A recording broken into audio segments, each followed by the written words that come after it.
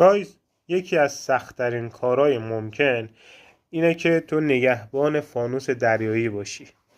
این کار خیلی مهارت میخواد، مهارت فنی میخواد، مهارت بدنی میخواد که مثلا این موج 6 متری میاد تو بتونی مقاومت کنی جلوش.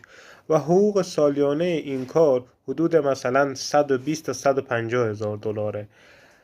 بعد مشکل اینجاست که این حقوقو افرادی که اونلی فنز کارن تو 1 ماه در میارن.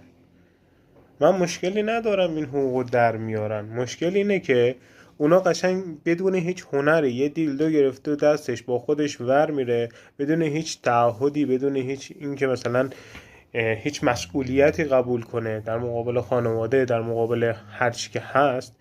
بعد خیلی زیبا مثلا پیرم که شد میاد شوگر مامی میشه و نمیدونم ارباب برده‌ای رو میندازه. بعد دنبال عدالتی